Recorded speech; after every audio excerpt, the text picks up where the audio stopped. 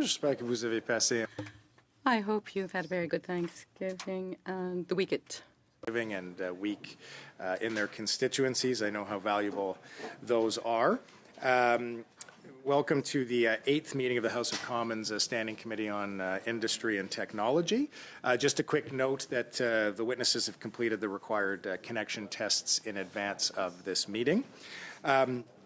Colleagues, we're here pursuant to a study that we passed about a month ago now, and we've held several productive, no pun intended, meetings on in relation to productivity in Canada. We're continuing that conversation today. We've got a number of witnesses with us in the first hour, and then we'll have a second hour with a different group of witnesses as well.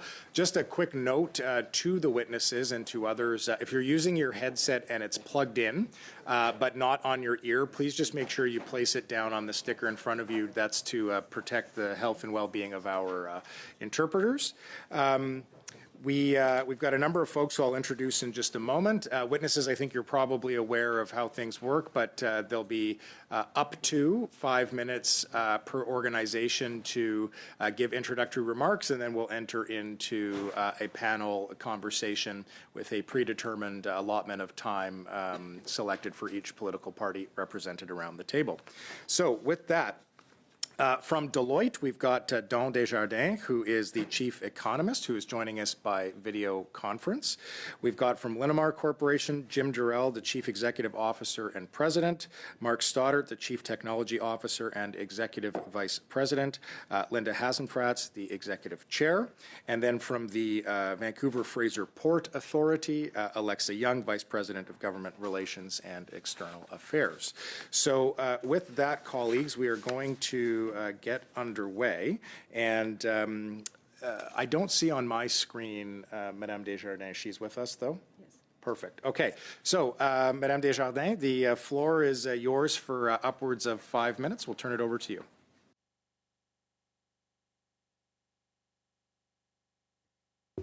You just have to unmute yourself.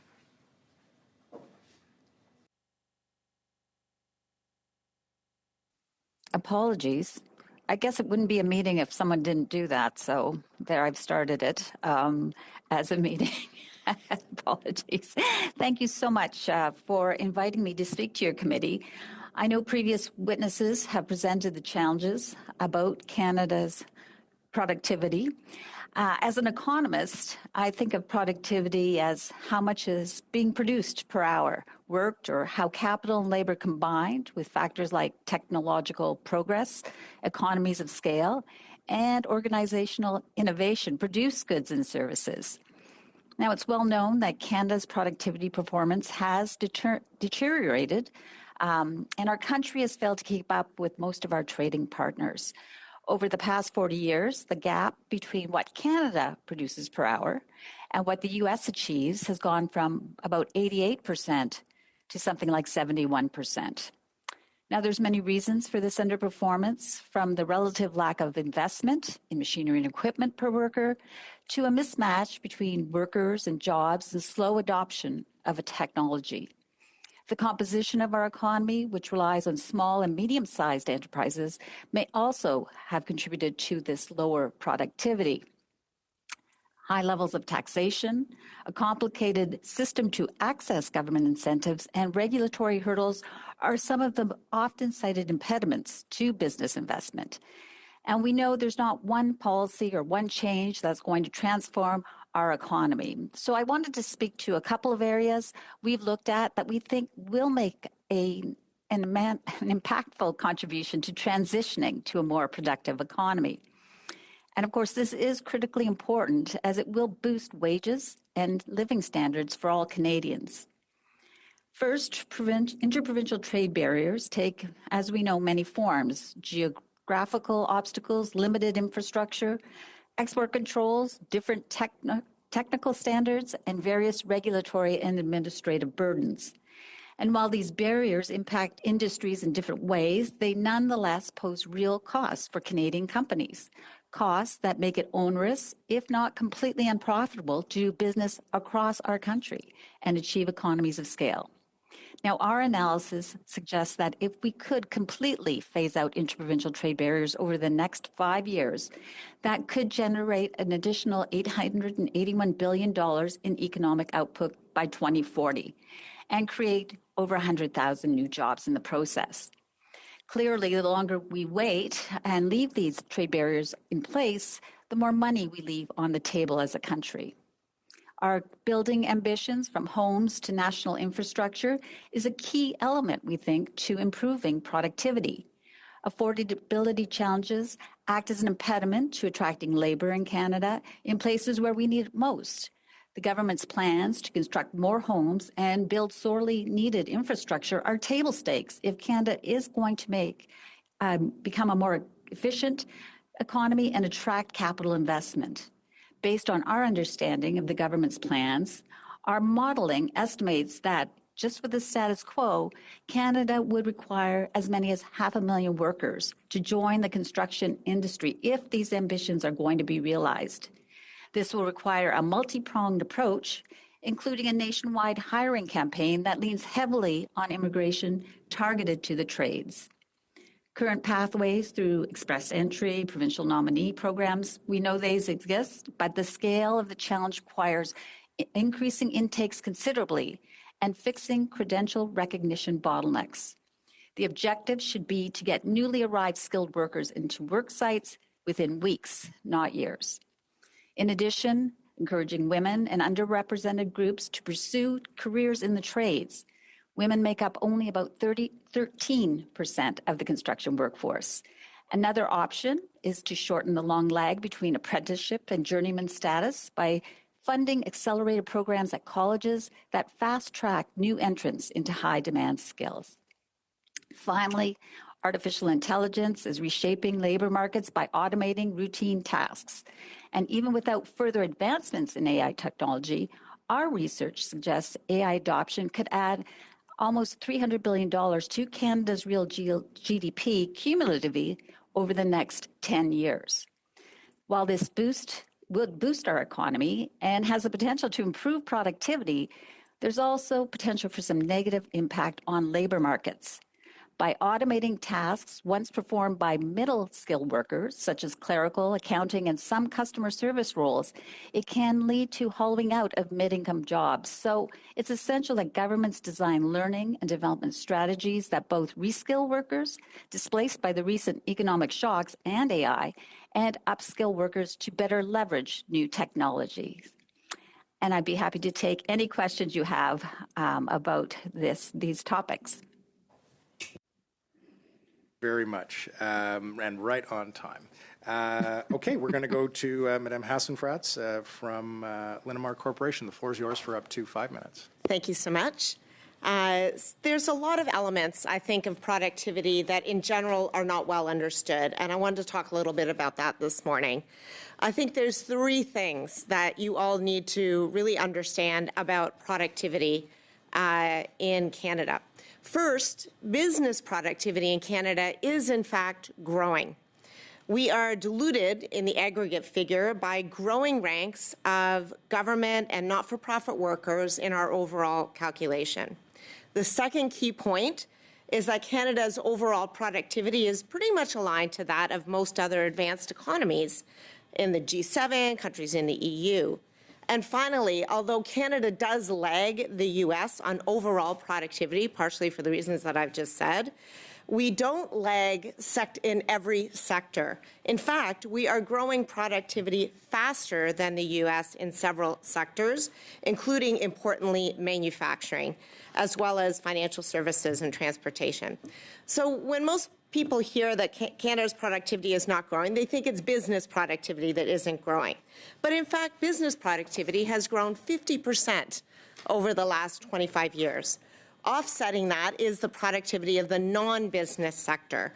government workers, not-for-profit workers, where the GDP per worker has not changed at all in the last 20 years. I did provide a chart illustrating this to your team. Productivity in the not-for-profit sector is exactly as the same as it was in the early 2000s, whereas business productivity has continually grown. All these folks are in the denominator of our productivity calculation and adding nothing to the numerator. It's just math. We need to drastically reduce the number of folks in the non-business sector and get them into revenue-generating businesses, and that would have a big impact on productivity. Now, over the past couple of decades, Canada has demonstrated, I think, a consistent trajectory in terms of productivity growth, aligning closely with a lot of other major economies in the G7 and the EU. Again, I provided a chart to the team illustrating this. I think we need to think about what is it, it's maybe not what Canada's not doing and what U.S. is doing that we can learn from and try to emulate. And then lastly, this idea about the sectors. Certain industries within Canada have for sure outpaced their counterparts in the U.S. in terms of productivity growth, including manufacturing. Manufacturing has embraced automation and lean production techniques. Certainly we have at Linamar. Canadian productivity has been growing at twice the pace of the U.S. over the last 15 years. 13% growth since 2010.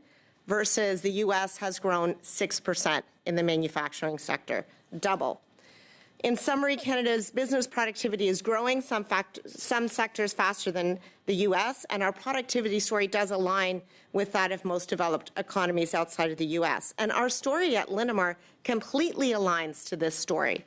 The productivity of our Canadian plants is the highest of our 75 plants globally, by far the highest and growing the fastest. We have the deepest bench of talent here, notably skilled talent. We have the strongest level of motivation around continuous improvement that, and believe me, this is an area I spend a lot of time in that I see anywhere in the world. We have 75 plants around the world, 29 of them are in Canada. And if I look at our productivity in terms of value-added sales per employee, it has increased 54% in the last 10 years. From 2014 to 2024, 54%. And I'd like to point out as well a really important point. In the automotive industry, which is by far the majority of our Canadian sales, we have to give 2% price reductions to our customers every single year. Every year, 2% price down. The idea of increasing prices in line with inflation is absolutely not in existence in the automotive industry, which makes our 54% productivity growth even more impressive because that has offset those 2% price reductions every single year. Our teams need to find cost improvements to offset these customer givebacks as well, of course, as wage increases for our employees, and no one does it better than our Canadian teams. And it's why we've continued to invest in our Canadian operations to launch new programs for continued growth at Linamar. Our investment in Canada this year is by far the largest of any country that we're investing in around the world this year in 2025, and it's actually 4 times the level of the next closest country.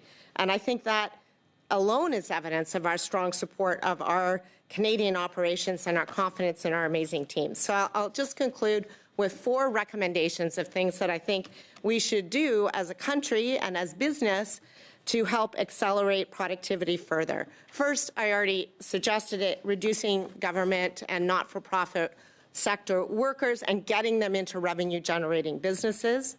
Second, promote continued focus on innovation, investment, and advanced technologies through 4 things. Targeted incentives to help companies invest in AI, in robotics and data analytics, reducing corporate taxes, reducing regulatory and red tape to help streamline investment, and targeted investments to help folks upgrade skills and develop people for new technologies. Third thing, encourage companies to expand internationally. I think we're already doing that. That's a great idea. And finally, I think we need to do a better job of telling Canada's amazing story. We're too hard on ourselves. We're always out there saying how bad we are, when in fact, I think that the coming decades are the most promising decades for Canada that I've seen in many, many years. And in fact, I think we're better positioned than many other countries. Our business sector, as I've just illustrated, is highly productive. We're growing productivity faster than the U.S. in key sectors like manufacturing. We have an amazing technology sector, globally leading in many ways that we can lean on to help drive that productivity. We have access, of course, to critical minerals, clean water, clean electricity, more than almost any country in the world. We have free trade agreements with 56 countries around the world, representing 2/3 of the global economy. We have a great education system and one of the best healthcare, some of the best healthcare expertise in the world. And I think importantly, we live in a diverse and inclusive society which still values democracy and good governance, values and basic human rights of free speech and religion, which is more than I can say for a bunch of other countries in the world, including, unfortunately, of late, the U.S. So in summary, I think Canada's competitive position today is excellent, and we just need to do a better job of telling that story to attract more investment into our country. Thank you. Thank you very much. Ms. Young, over to you for upwards of 5 minutes. Chair and members of the committee, I'm pleased to be here to speak on a topic that really couldn't be more timely. Making our economy more productive is always a must-do, and with trade rules upended and Canadians concerned about their economic future, it's more critical than ever that we double down on the task at hand. As Canada's largest port and North America's most cargo diverse, the Port of Vancouver is uniquely poised to play a leading role, particularly as Canada increasingly looks west to unlock our trade potential. Because that's what we do. Even in the face of weather, labor, and geopolitical disruptions, the Port of Vancouver delivers for Canada. In 2024, we moved a record 158 million metric tons of cargo, a 5% increase year on year. A trend that's continued in the first half of 2025 with trade volumes up 13%, the highest mid-year jump in 15 years. Today, I'd like to share the ways the Port Authority continues to not only support but enable Canada's productivity and competitiveness. I'll also share recommendations on how the federal government can help us play an even stronger role.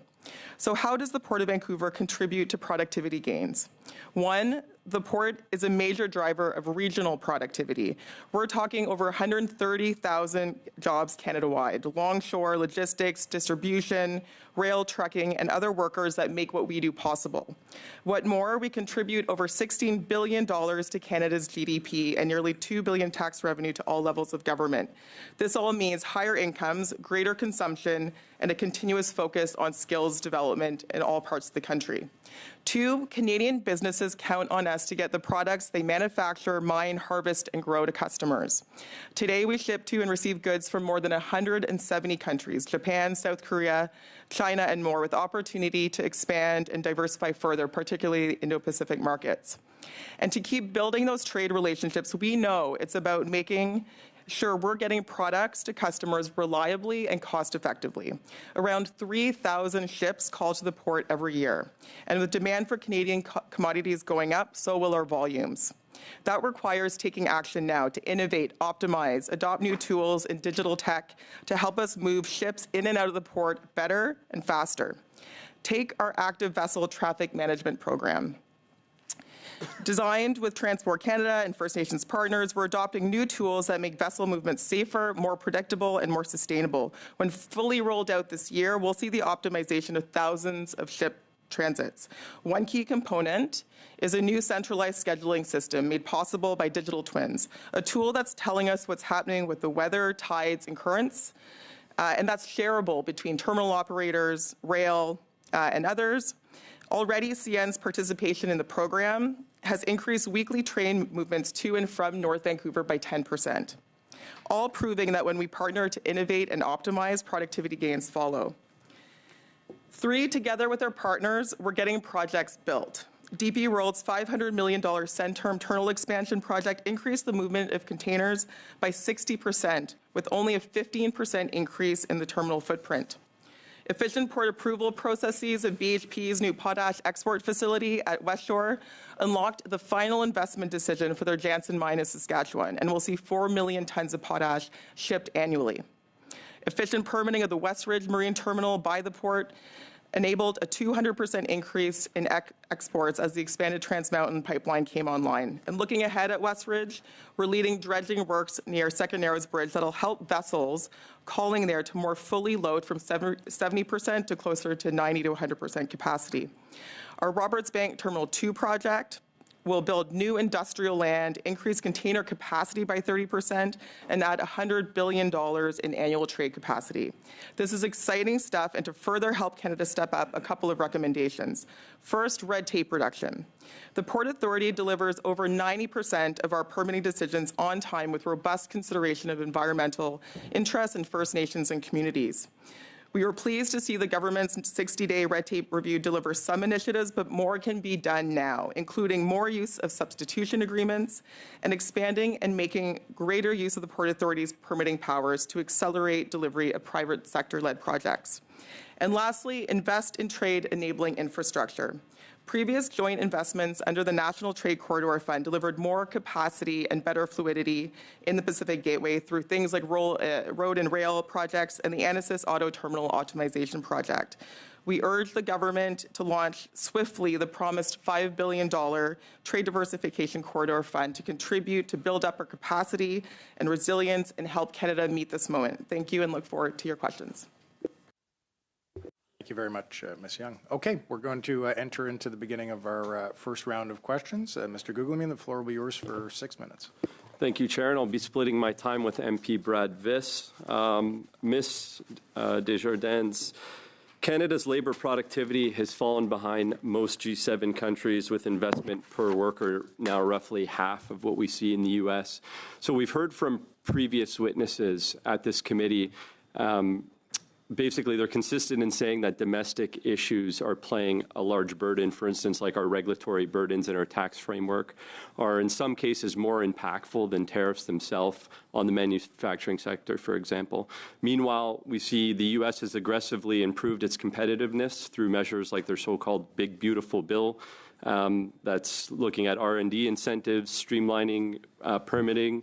So from your perspective, how much of Canada's investment weakness is being driven by the growing competitiveness gap between us and the United States? And are we at risk at falling permanently behind if we don't respond?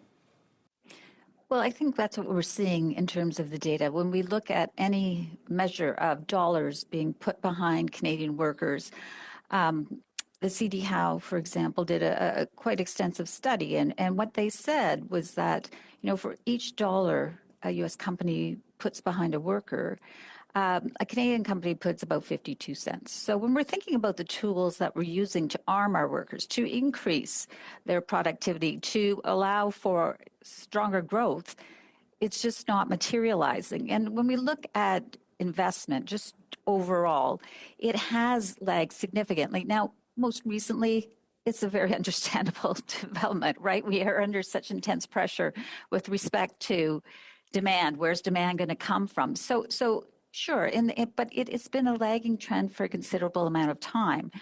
And so when we look back to where we were investing at a level in 2015, we're not back there right now. I mean, we had anticipated that, but then we've had this interruption.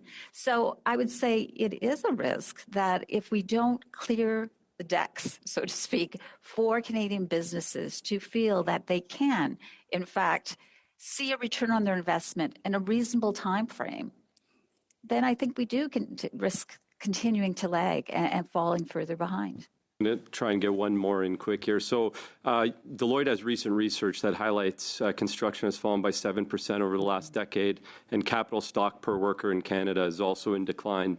So it also suggests, this report, that productivity gains will require greater use of technology, regulatory streamlining, and scaling up firms to drive investment in innovation like robotics and modular building. Given how well understood all these challenges are, and the fact that a 10% gain in productivity could reduce labor needs by 50,000 workers by 2030, what are the key factors that continue to hold back meaningful progress on this front? You'll have to be super succinct, 20 seconds. Okay. Well, so I think, it is this idea that we have all these impediments to businesses actually getting that return on investment quickly. So they're hesitant about putting money to work. And I think that's really what we have to work on. I'm going to have to stop you there. Thank you. Thank you, Mr. Chair. Alexa, nice to see the port here today. In the 4 recommendations you made, you spoke about regional productivity, that Canadian businesses count on the port to ship reliably. You spoke about the good projects the port is building, and then you emphasized the need for trade-enabling infrastructure. As you're aware, I represent and represented the regions of Canada that were most impacted by natural disasters, which also had the greatest impact on the flow of goods in Canada as well. We saw major trade disruptions 4 years ago. What recommendation would you have for the Government of Canada in terms of supporting trade-enabling infrastructure in Abbotsford to give investors the confidence they need that another natural disaster like the one we saw 4 years ago won't happen again? Great question. Thank you. It all comes down to the fact that we are seeing weather incidents like this, and so building up the resilience of infrastructure, not just in your constituency, but across the board, is critical. That means having evidence-based visibility as to what's happening on the ground, where are the infrastructure gaps, whether that's rural rail or otherwise, and what we can be doing together across the supply chain to increase resilience. And as you know, MPP, it takes everyone across the supply chain doing that work. So that's port, that's rail, and across the board looking at ways to improve infrastructure. So happy to continue that conversation. So to that point, would the port be willing to work with the City of Abbotsford when they put forward recommendations to build and replace the pump stations, ensure that Highway Number 1 is built to withstand another flood, and that the Southern Railway, the CN Railway, and the CP Railway that the port is dependent upon receives the infrastructure upgrades we require to ensure that investor confidence? We are always happy to share the information that we have, our data, and look at where solutions might be possible across the supply chain working with partners. So happy to follow up and have those conversations with the city. But the port would agree that that infrastructure is needed in Abbotsford? By looking at where the data shows us the infrastructure is needed, we're happy to share that information and have those conversations on an ongoing basis. Okay, thank you. Okay. Madame O'Rourke, à vous, 6 minutes. Merci. Thank you very much. Today, Linamar is a Canadian success story and a global success story. I am wondering if you want to tell us, you're in 19 countries, what are the policies that work in other parts of the world, and are there any that we could mimic or adopt? And why do you think we're so focused on comparing ourselves to American manufacturing when that sector has also had job losses in the last 6 months and has been a sector in decline? So what are the real best practices? Sure. Thanks for the question. And I think one of the things that Alexis said, I think, is quite interesting about red tape around the world. I can say a lot of countries do offer more of a red carpet versus red tape regulatory issues. But I think some of the things that we've seen in different areas is partnering would be an area that I would say would be very important, like with companies that would be $50 million or less in our area. Having big brothers, big sister type of relationships, certainly clustering of manufacturing hubs has also been a really positive support. So when you think about the global perspective that we deal with, again, we're talking about manufacturing productivities and getting awareness around the world. So bottom line, I think Linamar's expertise would be the manufacturing efficiencies. What was your second question, Dominique? Just what are the best practices globally that we could adopt? And why are we so fixated on comparing ourselves to the Americans when their manufacturing sector has also been in decline? Yeah, I think that it's a little bit natural to compare ourselves to the U.S. because they're our closest neighbor and on our doorstep, and we tend to think of our economies as quite integrated. So it does, it sort of makes natural sense. But I do think we should be looking in comparison to other economies as well. And I did provide a chart that came from McKinsey that shows that Canadian productivity has tracked almost identically, in fact, to G7 and other advanced economies over the last literally 50 years. We all lag the U.S. a little bit, and I think we need to understand why. Like, to me, I think a big part of it is the technology sector. Huge revenues, very low employee base in the U.S., I think is really skewing the numbers. So, that tells us something, right? Let's invest more in our technology sector, which is already globally leading. I mean, we have the second highest density of technology startups in the world next to Silicon Valley. Like, that's huge, right? We've got a lot going on. We're, at the epicenter of what's happening around AI, like the godfathers of AI are Canadian. We have so many startups and companies that have sprung up from that amazing ecosystem that are helping us and many other companies invest in productivity-enhancing technologies. So let's support that sector more so they can really grow those revenues, and I think that would help on the productivity side as well. That's very helpful. Thank you. Great. Dominic, if I could just add one thing in regards to the red tape. Canada does a great job in regards to the funding, right? AIF, SIF, SHRED, great programs and large chunks of money. The process is very, very onerous.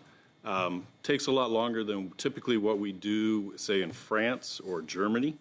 Now, obviously, the dollar values are significantly less, but the process is much easier. They've really been able to streamline that. So I think looking at other countries in regards to sort of that process of the R&D awards and stuff is something that could be much improved. Two other things. With local suppliers, and I think that's another thing other countries do. They make sure that local suppliers are getting a lot of the benefit and getting, sourcing credits and things like that to help the local companies. Just coming here today, we were driving and we were looking at a scissor lift. The scissor lift that we produce in Canada out of Skyjack, we see at LCMG, which is a Chinese-built scissor lift, in this city. And so we're thinking, okay, why is Linamar Skyjack, not there front and center? Well, there's other things that happen, right, with incentives that are given to Chinese companies and things like that we have a struggle to compete with. So I think local sourcing is pretty critical. And then regulatory approvals, getting regulatory approvals quicker, as Mark said, in regards to incentives, but certainly building plants or, capital, to, build infrastructure, it takes a little bit more time here. So I think getting that red tape sort of reduced, being more efficient would be very helpful. How am I doing on time? One more question. Okay. Ms. Hassenfratz, you've been really clear about the quality of Canadian labor. And so if we can have a frank conversation around the value of that, what is the value of the proposals around training trades that will be certainly in the upcoming budget? What really is the best way to attract those construction workers that Ms. Desjardins alluded to? And what would the best practice be around labor for increased productivity? Yeah, I think that obviously our workforce is a key element in driving our productivity. So I mentioned in my comments that our workforce in Canada is our deepest bench with our strongest skill level, whether that be skilled trades, as you've talked about, or all the technology that comes in behind it, technologists, scientists, R&D, engineers. They're the lifeblood of any manufacturing organization because of the key role that they play in helping to come up with new ideas and implement them efficiently. So I totally agree that attracting and retaining those folks is key. My father came to Canada in 1957 as a Hungarian refugee. He came here with nothing. But one thing, a skill. He was a tradesperson. He was a skilled machinist. And he took that capability and turned it into a global powerhouse. And I think that we should be looking at how do we attract more people, skilled people like my father. And I like to tell the story that when my dad arrived in Canada in 1957, nothing in his pocket. He was given his permanent residency on the spot when he landed, and $5, which was the custom at the time. And I'd like to tell you that last year, Linamar and its employees contributed $600 million to Canada and the provinces that we're in terms of taxes. So pretty good return on investment for $5. Thank you very much. Monsieur Saint-Marie, 6 minutes. Mr. St. Marie, you have 5. Merci, Monsieur le Président. Premièrement, salutations à tous les témoins. Merci pour vos témoignages et d'être présents et répondre aux questions. Mes premières questions seront pour l'INAMAR et Madame Hassenfratz, si vous me ferez signe lorsque vous aurez l'interprétation. Thank you, Giselle. I'm sorry, my translation's not working for some reason. Please let me know once you're hearing the interpreter. Testing, testing, testing, testing, testing, testing. Yeah, it's working. Très bien, merci.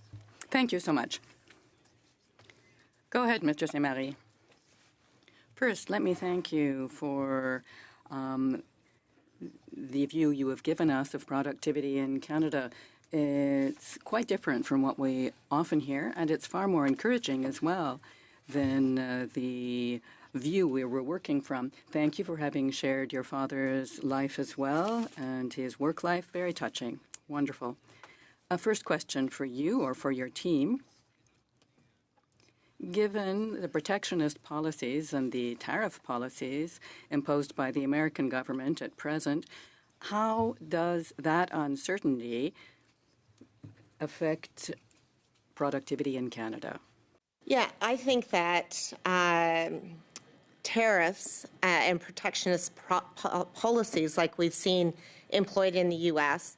Actually dampen productivity because you don't have to be productive because you're being protected.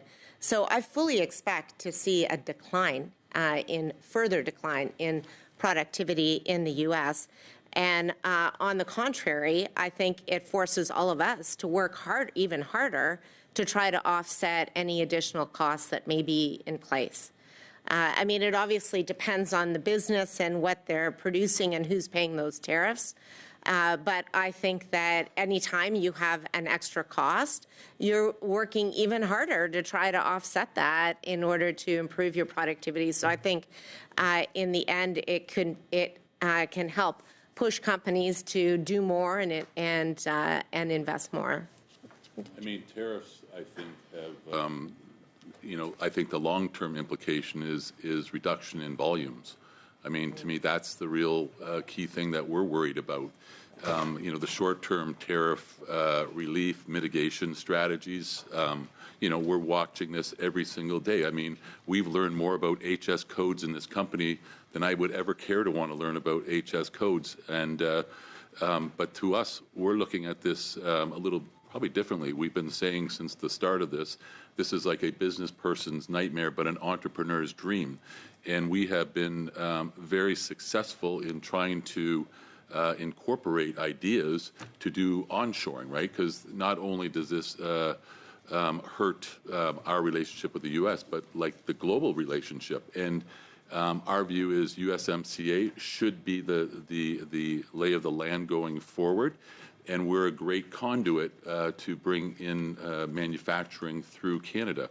In fact, we have a sales program that's called McMaga, right? The McMaga sales program. That is Make Canada, America, Mexico Great Again sales program. And that is about onshoring and bringing more manufacturing jobs back here. So we have certainly day-to-day tariff mitigation is creating issues. But we have not seen any market share or any reduction in our selling, from this at this point in time. But my fear, though, again, is the volumes long term. I think that, eventually has to come back and hit the consumer. Oh, I was just going to add that, in fact, I think that we're quoting way more business for our North American operations. Canada definitely included in that. This isn't just about quoting work for our U.S. plants, which we have as well, but we're actively quoting and winning business for our Canadian plants because of the onshoring.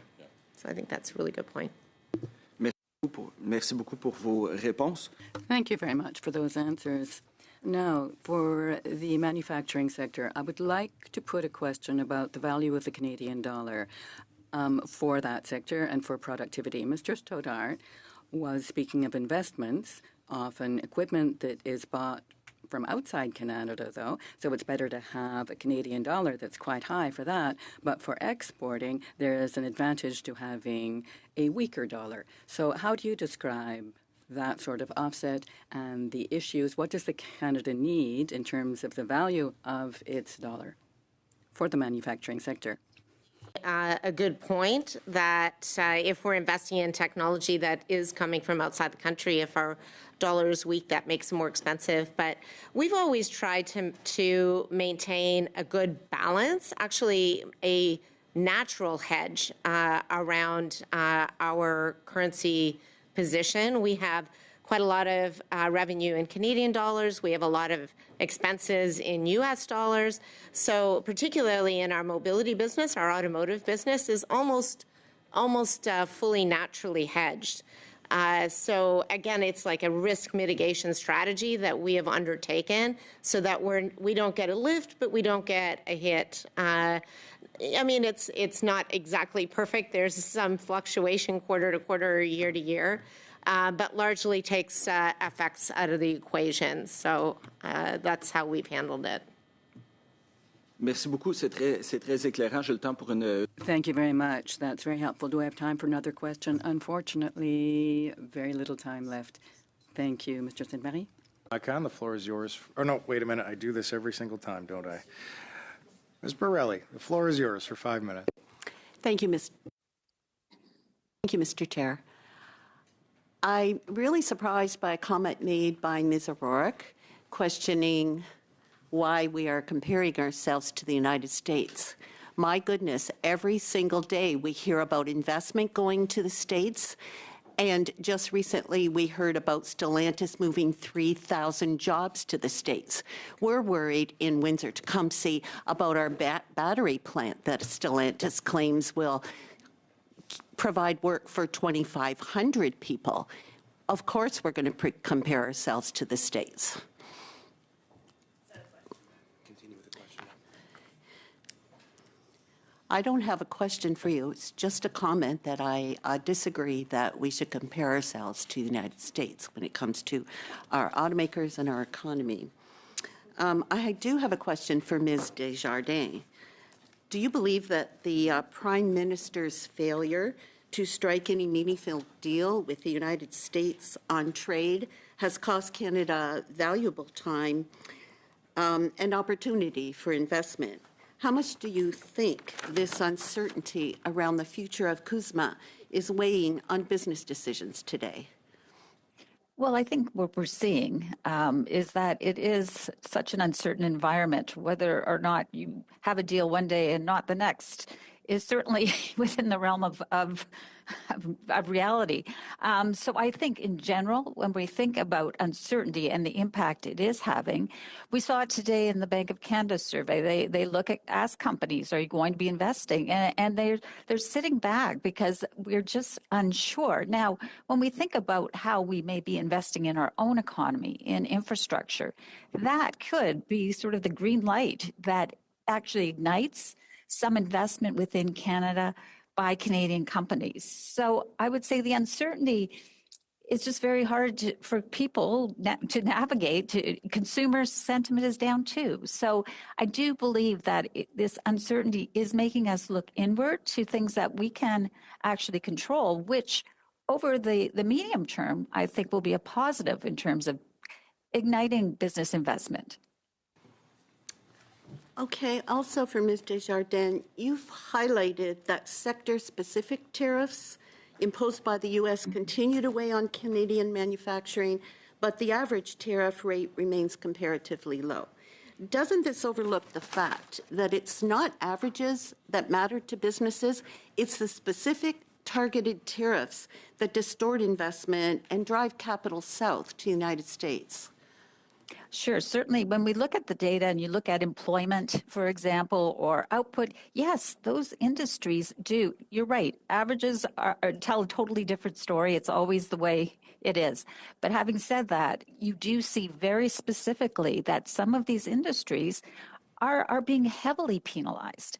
And yes, overall, if as long as you are compliant with the agreement, and we've certainly seen Canadian companies step up in terms of making sure their goods are compliant, you aren't facing tariffs. So it is a very bifurcated market in a lot of these industries. And again, Ms. Desjardins, you, in Delight's update, you mentioned that businesses are focusing primarily on maintenance investment this year. Is that an indication that the current government's approach has created an environment where firms are choosing survival over growth? Well, I think it's the uncertainty element. It's really we are our biggest trading partner. 3/4 of our exports go south of the border. If we are constantly fighting a level of uncertainty with respect to whether or not that market will be open to us, whether or not we will have to see our goods prices essentially go up because of the tariffs, I think that is what's actually weighing on businesses' decisions at this stage. So from an economic perspective, it doesn't concern you that businesses are delaying or scaling back investment in anticipation of potential renegotiation of the trade terms? Oh, obviously, it's very concerning. We've seen Canadian businesses, but it's also something that you can appreciate and understand that until we have a sense of what that playing field is going to look like, we can operate in a time, in an environment of uncertainty. But for businesses right now, it really is trying to get a better read on how this is going to play out. So, yes, it is concerning. We're over time here. Sorry. Oh, sorry. Thanks so much. The Economist. Yes. Ms. Akan, 5 minutes to you. Thank you, Mr. Chair. Ms. Domin, thank you so much. It was very clear, actually, your comparison was about productivity, which is our topic. That's why I would like to ask my question to Ms. Hasenfratz. I had the chance to hear you on stage at Global Forum last week, and I find your points on productivity very insightful. So you noted that Canada's productivity measurement framework may not fully capture for the performance of our advanced manufacturing sectors, and that the Canadian industries are indeed increasing in productivity compared to their global peers. Given Linamar's significant role in these sectors, could you elaborate on which specific industries are excelling and how current productivity metrics might be improved to better reflect their contributions? I think that the automotive sector absolutely is leading the charge in terms of productivity for a lot of the reasons that I talked about earlier. I mean, the requirement for us to give price reductions to our customers every single year. I mean, it's something that we have 5, 7, sometimes 10-year projects. And every year we've got to give money back.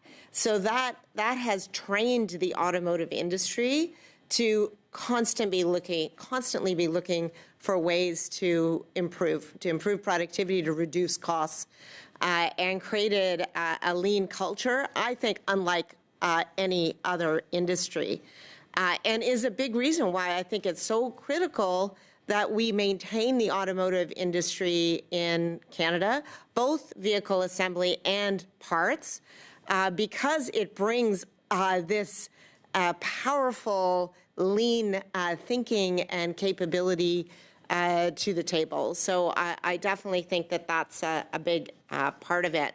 And I really do recommend that we try to look at more sectorally in terms of performance and understand what's happening underneath the data.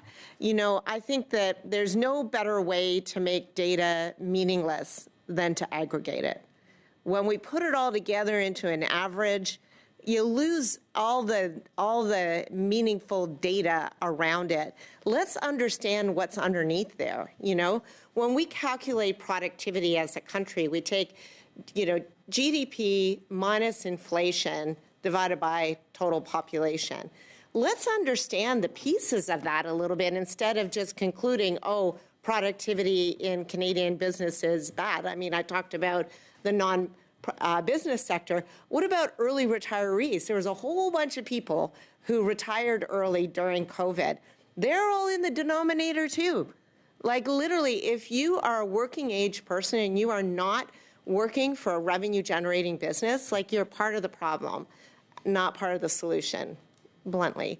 Let's understand that a little bit. Let's understand these other pieces that are driving the numbers.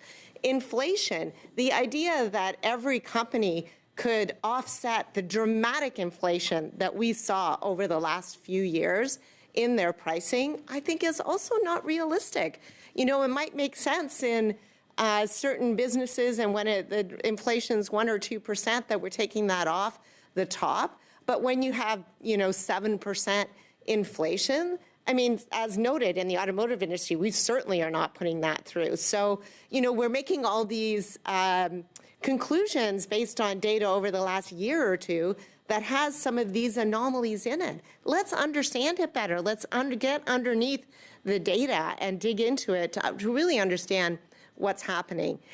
And try and get more information from businesses like Linamar and like the Port Authority and other people who are doing dramatic things around improving productivity. Auto vehicle, you brought up vehicle assembly. I know for a fact that some of the Canadian business or factories of the OEMs are their most productive in the world. GM, Oshawa plant, one of their most productive plants in the world. Toyota, one of their most productive plants in the world. But nobody ever talks about that. We just talk about these aggregate numbers that look bad when we should be focusing on the things that are going well. Thank you so much. Mr. Gerald and Mr. Stoddart, please feel free to add your comments to my following questions.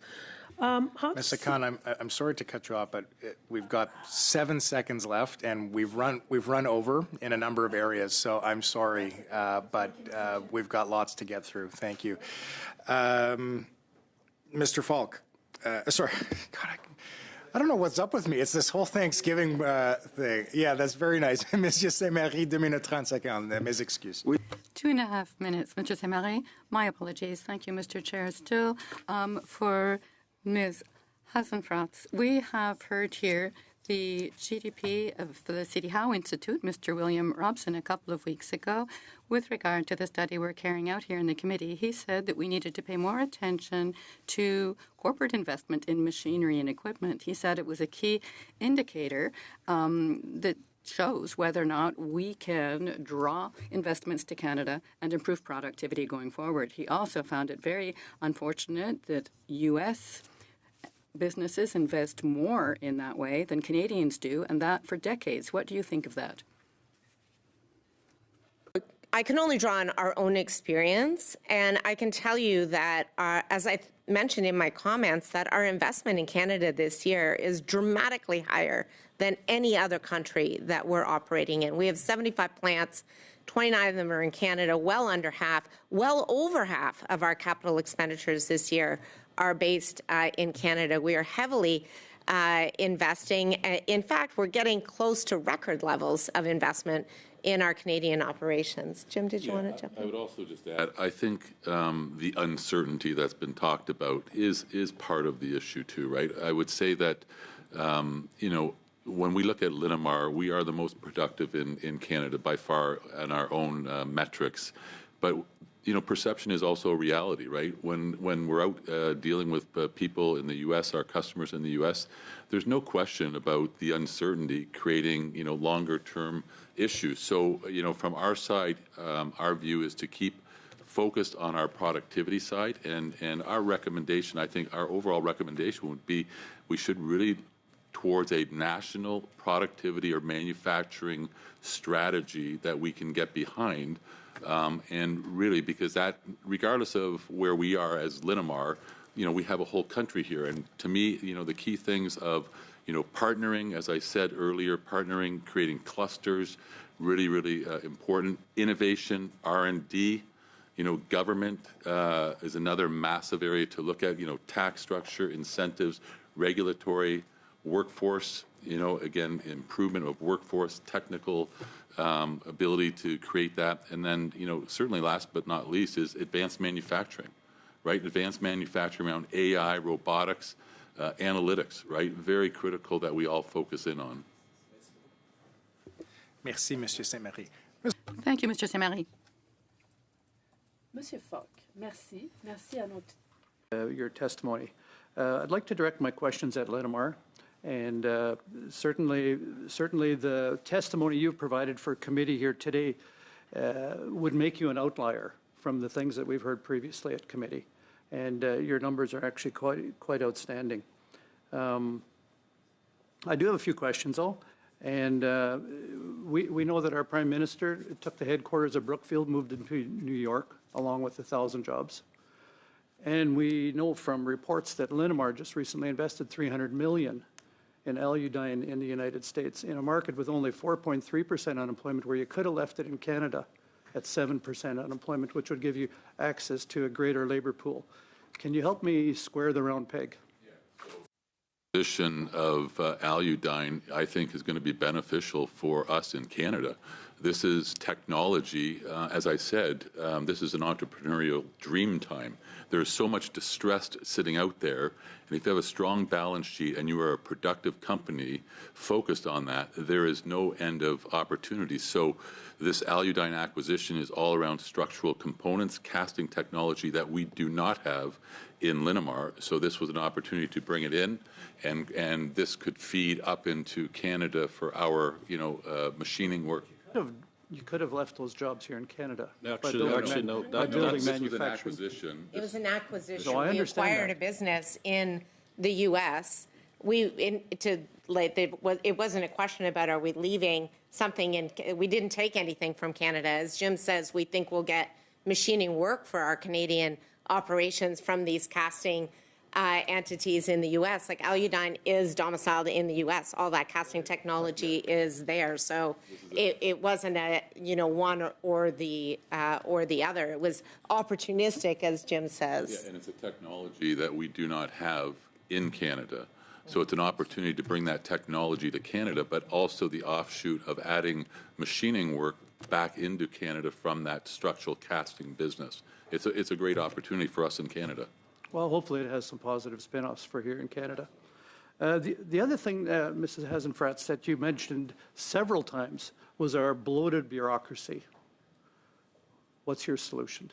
Yeah, I think we should cut government workers by 35% and get them into revenue-generating businesses. That would make an enormous difference in terms of productivity and generation of GDP. I think we need to, we've done it before when things get, and it happens in businesses as well, things get bigger and you need to take a step back and look at, what your overhead is and as a business and trim back to a reasonable level.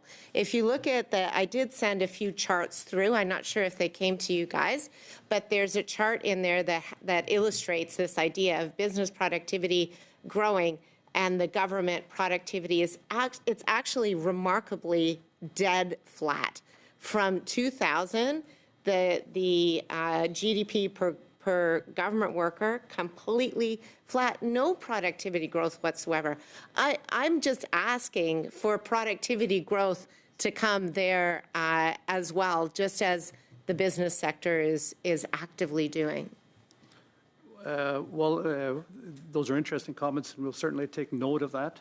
And that's obviously a philosophy you've employed at Linamar, of efficiency and productivity, and your investors would certainly agree with that. You've seen a 50% increase in your stock price in the last 6 months, so they agree that you're doing something right. And like I said before, your productivity gains in the last 10 years are inconsistent with industry. You certainly are an outlier, and I commend you for that, and I would wonder if you'd have any more advice for this committee that we can include in a report. Again, that a national productivity manufacturing strategy, sitting down with businesses and manufacturing experts around this would be really essential. And I think that's a great place to start because we live it every single day. We're up against the fight against U.S. companies every single day, other companies around the world, and we have to be productive. Like again, as Linda said, we take 2% out our cost every year to get back to customers. What other business does that? Everybody looks for price increases, inflationary issues. We pay, labor increases every year. We pay extra to suppliers, but we have to give 2% back to our customers. So the price tag's going down with us, and it's, other people want more. So I think again, relying on that or gaining some, insight to that, I think would be extremely effective. Thanks. Thanks very much, Mr. Falk. I'm sorry, Ms. Hassan-Fratz. Perhaps Mr. Baines, who's last, will permit you some time to finish your thought, but that will be his prerogative. 5 minutes, Mr. Baines. Thank you, Mr. Chair, and thank you to our witnesses for joining us today. And I'd be happy to let you finish your thought on what you... Yeah, I think that we have a culture that we've created at Linamar that is absolutely devoted to continuous improvement. We go out and look for waste in our business every single day, and every day we find something. That's not because we're fat and not lean. It's because there's always something there. Technology is always evolving. There's always something new, some new kind of tooling, some new type of processing, some new type of material that we can incorporate. And trying to create that kind of a culture, I think, is critical to creating the kind of productivity improvements that we've been able to do. So as Jim has said, trying to create a manufacturing strategy that is centered around that, and that we can teach some of these techniques and tools to our businesses and our government is, I think, a critical element. Thank you so much. I'm going to shift over to Ms. Young. The port recently released earlier this year that there was 13% more cargo moved through the Port of Vancouver during the first 6 months of the year than during the same period in 2024. In 2018, our government, we signed the Comprehensive and Progressive Agreement for Trans-Pacific, the mostly known as CPTPP. If you can maybe talk a little bit about how important this agreement was in relation to some of those improvements, and maybe even some of the other 15 different agreements signed with Indo-Pacific, the ASEAN nations, if you can maybe shed some light on that. Sure, absolutely. Well, first and foremost, particularly in the current context that we're in, it's important to note that we are far less exposed to the U.S. than most ports across the country. Already 80% of the goods that we export are destined for other markets, with China, Japan, South Korea, Brazil, in Latin America, and the rest really largely rounding out in Asia. So any efforts to enhance both trade relationships, diplomatic relationships across the Asia Pacific are very well welcomed by the port and our customers across Canada. Those statistics that you speak to, an excellent first half of this year, and last year we continue to hit record volumes. Some of that is because of the TMX pipeline coming online, but also seeing very strong performance also in the agricultural sector as well. So good news story all around with more to come. There was also an agreement with Ecuador recently as well. So is there, I know you mentioned Brazil and Latin American nations, so maybe shed some light on what's more is being done there. Sure. Very important. All of our customers are important. Where we're really focused on as we look to bring new projects on board, like the Robert Banks Terminal 2 project that I spoke to earlier, it's really look west. The Asia Pacific is going to be where over 50% of the global GDP in the world is going to be destined by 2040. That is, you think about all of the customers in those markets that are looking to build their cities, heat their homes, feed their families, and we're really the gateway of the Canadian farmers, miners, manufacturers who are trying to get their goods to those markets. So, we're looking to expand and find new markets around the world, but Asia Pacific certainly is at the top of our list. You talked a little bit about the interprovincial trade barriers and regional productivity. We have a national supply chain corridor office in Vancouver. Maybe if you can talk to us a little bit about its role, plus your relationship with the port and the office, and if there is strong industry involvement or engagement with the office, and maybe what it can do better. Sure. Linda talked earlier about the importance of data, and certainly when it comes to the supply chain, data is king, and having real-time visibility into what's happening in the water, on the ground, across supply chain partners. The office has been a helpful resource in being a facilitator of the sharing of information and coming to grips with some of the best digital tech tools that can be put in place to increase that visibility and do that real-time sharing that allows us to plan better across the supply chain, sequence trains, vessel traffic, all of which is already demonstrating some success. Sorry, Parm. Thank you. That was very insightful. Appreciate you availing yourselves to the committee and lending your expertise here today for our study on productivity. Colleagues, we're going to briefly suspend just to turn over to the second hour.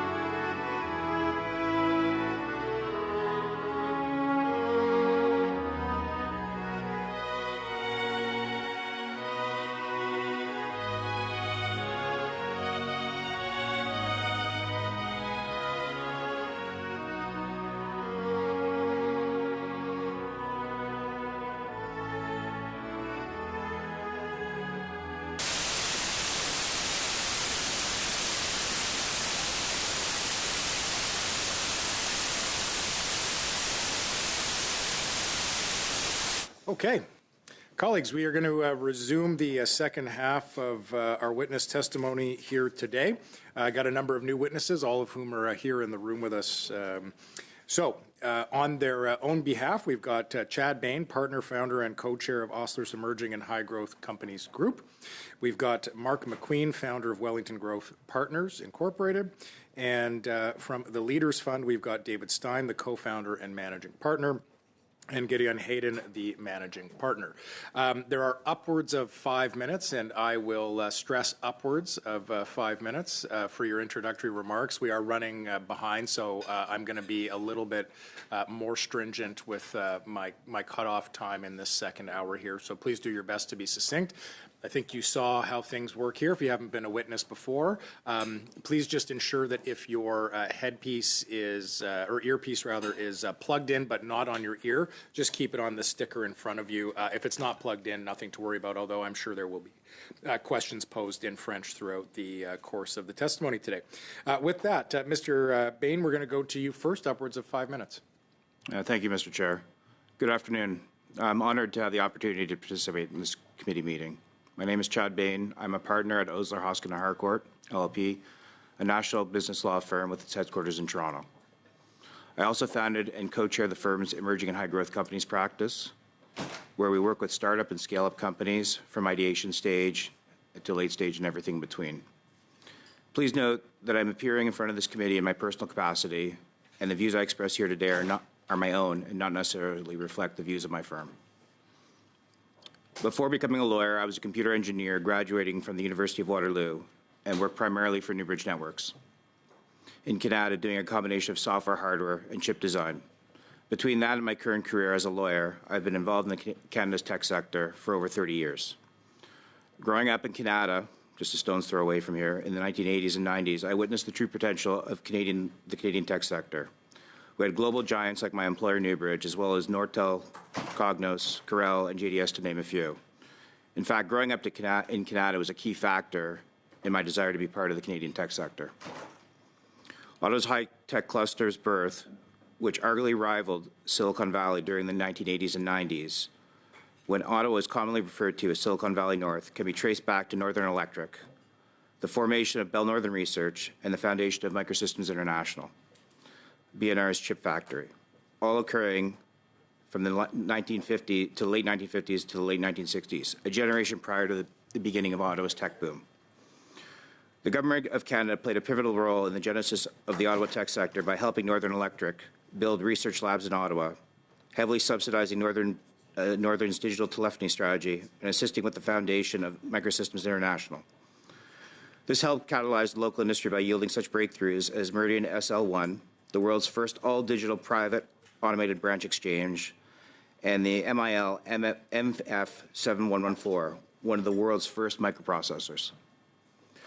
But what Microsystems International could be most famous for is creating the environment for a young Sir Terence Matthews and a young Michael Copeland to meet. Worth noting that both of them are immigrants to this country. As many well know, they left Microsystems and founded Mitel together. And the first product that Mitel actually created was based on Michael Copeland's PhD thesis. After Mitel, Terry founded Newbridge and Michael founded Corel. The birth of the Canada Tech Corridor can largely be attributed to both of them. Dick Foss and Bob Harlan met at Microsystems International as well and went on to found Mosaid, another Ottawa area-based tech leader and a key player in the computer memory market globally. In addition to Mitel, Newbridge, Corel, and Mosaid, other companies such as Chipworks, JDS, Tundra, Cadence, Kalian, Crosskeys, all headquartered in the Ottawa area, can trace their founding teams or first employees to Microsystems International.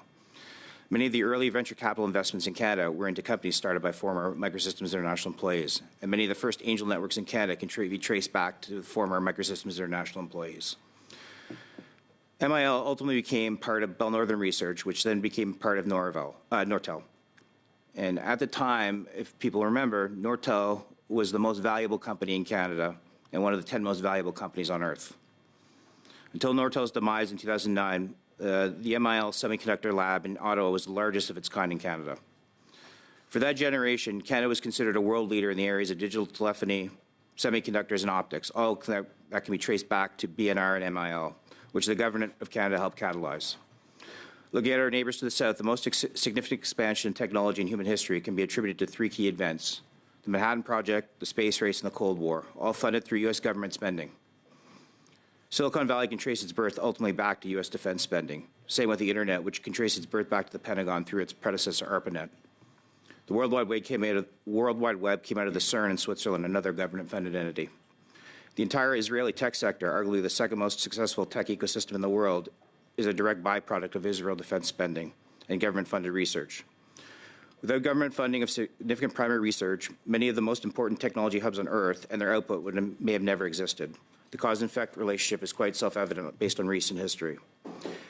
And innovation ultimately drives the domestic economy through the commercialization of primary research by entrepreneurs, which leads to the creation of jobs, which leads to the creation of wealth, and ultimately creates a virtuous cycle. It's worth noting that the top 10 public companies by market capitalization in the U.S., the first 8 are either technology companies or technology adjacent: NVIDIA, Microsoft, Apple, Google, Amazon, Meta, Broadcom, and Tesla. By contrast, 5 of the top 10 Canadian public companies are banks: RBC, TD, BMO, Scotia, CIBC, and 2 are related asset managers, Brookfield and Brookfield Asset Management. Only one company in the top 10 in Canada is a true technology company, that being Shopify. And as a side note, it's interesting to point out that Shopify was founded in Ottawa, the home of the last great Canadian tech ecosystem. It is arguable that Ottawa was the only place in Canada that at the time had the muscle memory necessary to build a tech company like Shopify. Mr. Bain, I'm afraid I'm going to have to cut you off there, but there'll be opportunities in your line of questioning to come back to some of your introductory statements. Thanks very much. Okay, we are going to go on to Mr. McQueen. Good morning, everybody. Thank you. Good afternoon. Mark McQueen, I'm founder of Wellington Growth Partners. Prior to this, I spent 5 years at CIBC after it acquired my venture debt fund, which I'd raised 5 funds over 18 years and ran their innovation banking practice for half a decade. And long before that, I spent 5 years on Parliament Hill, so your future up here someday as a witness. Canada kept pace with the U.S. economy from 61 to 2000, and then the wheels came off. As a tech company financier when the 2000 era dot-com bubble famously burst, I recall how quickly Canadian investors pulled back from financing our innovation economy and life science startups. American investors took the NASDAQ market swoon in stride. In 2004, saw the IPOs of Google, Salesforce, and DreamWorks Animation, among others. More than 50 biotechs hit the U.S. public markets that year, while most Canadian investors hid when our economy came knocking, favoring real estate, mining, and oil and gas. This has been our reality for the last 20 years, with serious repercussions for our standard of living, which I'm glad to hear you're considering those topics today. According to StatsCan, the U.S. saw labor productivity grow at twice the Canadian rate between 2000 and 2021. Analysts found that a major component of the disconnect between U.S. and Canada stems from the fact that while productivity growth at Canadian information and cultural services firms was 2/3 higher than other Canadian businesses, similar American-based firms outgrew the rest of the U.S. economy by a factor of 4. Growth capital was the key. Over the 10-year period entering 2023, U.S.-based entrepreneurs raised an average of $156 billion U.S. a year from VC funds and institutional investors. A great year in Canada would see $7 billion Canadian of similar investments. America has about 8 times our population, but invests 22 times the capital in its startups, ignoring exchange rates, and that's every year. Whether or not you see the CANDU reactor or the Avro Aero as a success or a failure, both initiatives speak to a time when Canadians were proudly prepared to take new technologies to the world rather than tinker on the IP of another nation. Giving Ericsson $470 million of taxpayers' money to advance foreign-owned R&D on 6G networks is not a national innovation strategy. Over the course of my time leading Wellington Financial, we identified thousands of jobs that were supported by what amounted to about $1 billion of capital in our private funds. One BC-based software company, for example, grew employment from 30 staff to 450 following our 3 different capital rounds. Government can play a role via the SHRED, for example, but those are small dollars compared to what foreign automakers seem to negotiate out of the federal government. For our innovation entrepreneurs, they'll be the first to tell you that a lack of sufficient growth capital is the only thing that undermines their ability to create new high-paying jobs and commercialize the IP that's created on our campuses. I have 4 recommendations to help address the shortfall and 2 relate to tax policy. Canada's been a center for mining and oil and gas finance for decades. And our flow-through share policy obviously has been a great support of that. Innovation economy cannot access that same program, and we wonder why we're not a leader in attracting that same capital. Consider this. If I have a full-time job and I want to start a retail honey business in my backyard, I can spend thousands and tens of thousands of dollars for the next 3 years on startup expenses and write that money off against my income. If I invest $3,000 in Chad's AI company, I need a capital gain down the road to write off if I was to have a loss on that $3,000. We are consciously prioritizing side gigs over commercializing IP. An angel tax credit is long overdue. Third, let's privatize the Business Development Bank of Canada. Take it public on the TSX. Simply put, if you want more agile players and more growth capital in our economy, BGC just so happens to be the only obvious vehicle available to spur the right time of private sector-owned competition with our personal and commercial banking sector. The taxpayers of Canada have $15 billion tied up in shareholders' equity in BDC today, generating core net income last year of $492 million, which means we borrow $15 billion every year to keep it in business, paying about $477 million in interest on that $15 billion for $50 million of dividends last year. No investor will pay 3% in margin rates to earn a gross return of 3.2%. If BDC was focused merely on filling the gaps as was required by the 1995 Act, outstanding loan balances wouldn't have grown fivefold to $42 billion over the last 15 years.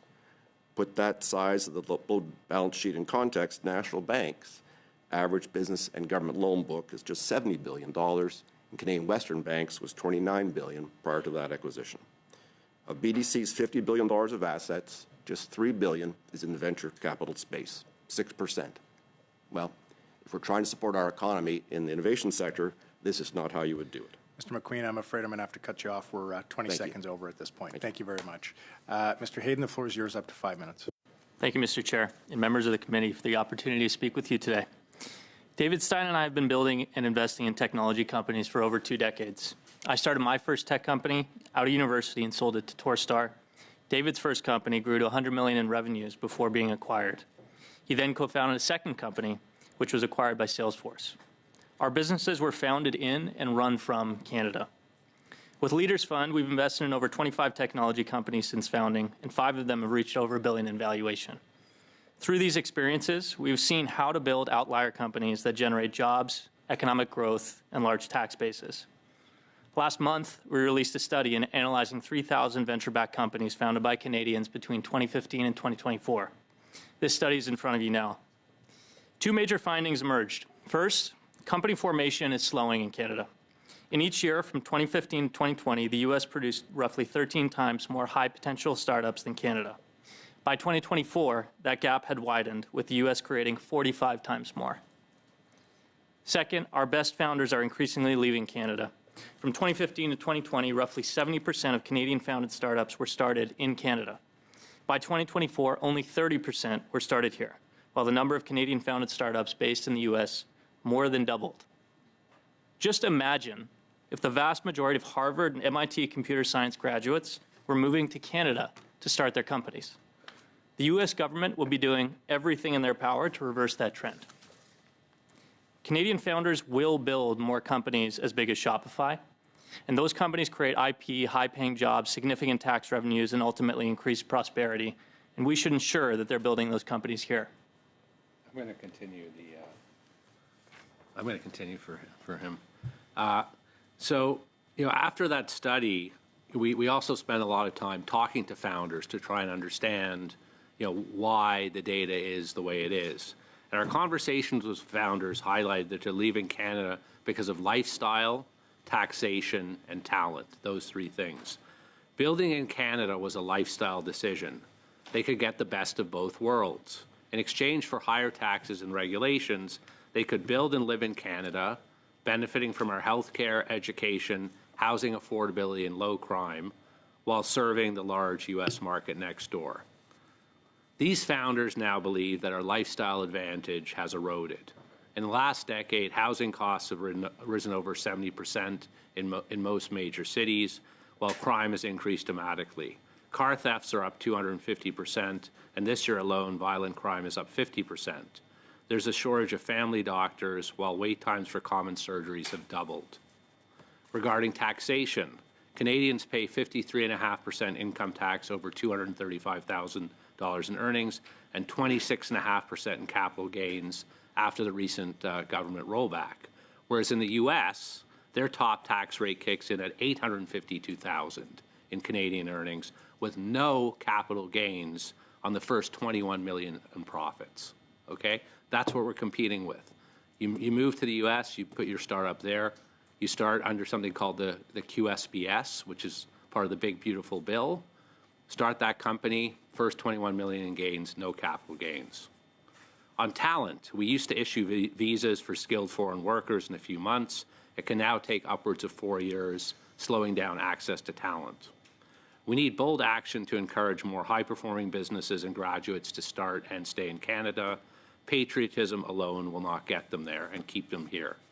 So we have a few recommendations to follow on the others. Incentivize startup formation. Let's look at the U.S. Let's consider following their lead and coming up with a Canadian version of the QSBS, where we eliminate capital gains for tech startups, allow immediate deductibility for Canadians if they invest into Canadian startups, accelerate visa issuance and speed for skilled foreign workers. Number two, incentivize buying Canadian products. Ways to do this: immediate deductibility for businesses to buy Canadian technology, government procurement of winning Canadian solutions, and finally, get more leverage out of existing programs. Ways to look at this: provide a tax credit for businesses based on their increased investment in R&D, use successful founders and investors to improve SR&ED programs, and provide incentives for top graduates to stay in Canada. We need a shock to the system. If nothing changes, we risk losing not just a generation of founders, but the capital, IP, and prosperity they would have created here. Thank you. Thanks very much. Okay, colleagues, we're going to head into our line of questioning. We are tracking for us to probably not have the final kind of half of the second round there, which would mean that the Bloc, the Conservatives, and the Liberals would not have that third question toward the end. But we'll see where we get. Mr. Falk, 6 minutes is yours. Thank you very much, Mr. Chair, and I'm going to be splitting my time with Mr. Guglielmin. Thank you to all our witnesses. I wish we had more time, but so I'll just jump right into it. Mr. Hayden, in the Globe and Mail article, you indicated that a program like SHRED costs billions, yet it's not as effective as it could be. Could you provide this committee with some ideas as to how that program could be improved? Yeah, I mean, startups move on an incredibly fast timeline, right? They need. We talk about uncertainty in the previous panel, and what we're hearing from a lot of founders is while the program, the intent of the program, is very good, the actual ability to access and get through the red tape that's part of the program just takes too long, right? And so there's a lot of regulatory capture and consultants that cost a lot of money, and so I think it's really just about how do you accelerate the time to receive these applications, approve these applications, and also make sure that this capital is going towards true technology companies, right? Because I think there's also some abuse of the system there as well. Right. I've sometimes heard complaints about the program that it has to also be designed that there's a possibility whatever you're doing can fail. Is that a positive or a negative of the program? Should we rewarding failure, or is? I think there's building startups and investing in research and doing R&D, that's risky. It doesn't always work out, right? So should that be a criteria? I don't know. I'll leave that up to you. But I think I think that's just part of building a company, and that's part of doing research. Sometimes it doesn't work out. Okay, good. Thank you. And to Mr. Bain, you talked about all the human capital that's leaving our country. What policy changes could we make to retain it? So I think the first thing that we need to think about is just the nature of how we've essentially changed our environment over the last number of years in terms of not the change to the potential capital gains rate created a shockwave in the tech community. So, and I think that ultimately created a environment as well with COVID, where there's a disintermediation in terms of just the community, where people were now working more remotely, which made it easier for people to ultimately decide to pick up and leave because you could work remotely. But I think having that potential change, and again, it didn't go through, created essentially a slap in the face to the entrepreneurial community in this country. And based on my experience dealing with a number of entrepreneurs, there is a real backlash in a segment of the population that what I'd say is generally apolitical, generally in the tech community, became very political in a very short period of time. Thank you. I'm out of time. Thank you very much. Thank you very much. Mr. Hayden, you've proposed eliminating capital gains tax on startups. And, one of the things I was very proud of during the last campaign was our commitment to remove capital gains tax as long as it was reinvested in the Canadian market. So I was wondering if you could elaborate on how you would foresee this policy working in practice and how you think it would have, what kind of effect it would have on retaining both capital and talent within our country. Yeah, it's a great question. My colleague David mentioned in his remarks the program QSBS in the U.S., where for the first 21 million in gains, there are no capital gains, right? On an exit of any startup. Doesn't have to be technology; can be in any industry. And so we personally know many founders that are making that calculation. They're saying that it's costing me hard-earned dollars to build my company here, and we want to be in a place that rewards entrepreneurial spirit and celebrates those wins, right? And so, I think at a bare minimum, we have to match what's happening in our neighbor to the south, and I think we can go a step further, right? I think we can eliminate capital gains for startups, period, because the point is that we can't just be in parity with the regulatory regime in the U.S. We have to be better, right? And so I think that'd be a great start to catalyze and change the tone, frankly, to reverse what Chad was talking about. Thank you. Mr. McQueen, in your critique of Budget 2024, you suggested that the $2.4 billion investment in AI was insufficient and performative. And I know there's one thing that we export out of this country really quickly, and that's our large talent pool. We developed the AI talent pool. They go work for American companies. A lot of the people I've spoken with in the AI industry, they find attracting investment very difficult within Canada, especially when it comes to commercialization. So could you elaborate on which specific aspects, scale, timing, design, or delivery fail to meet the needs of the high-growth tech and AI firms in Canada? It's about the environment, which I think Dave Guillen touched on a little bit. What we need is growth capital, right?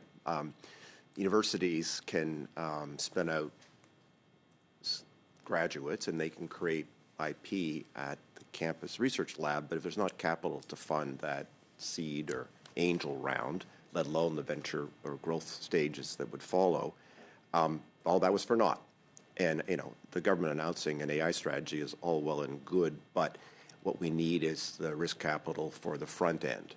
And that is not buying servers from foreign multinationals so that Canadian software companies that already exist can use those servers. It is to ensure, like the Wiki has done, which our industry lobbied for now 15 years ago, we need to accentuate those kinds of programs. That's the best way to grow companies, not to reward multinationals. Thanks very much. Mr. Bardisi, 6 minutes. Thank you. A couple of questions to follow up on the question of growth capital. Mr. McQueen, you mentioned the relative size of BDC in the overall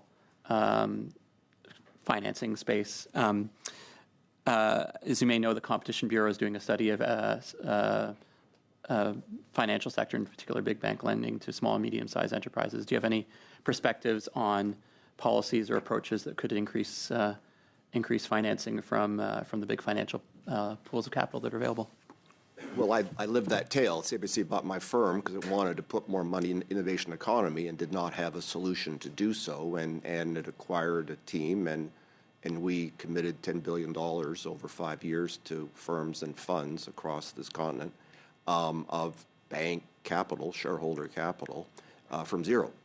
So it can be done. You just have to have a will, and you have to have a stomach, and you have to have talent. And it's a choice, right?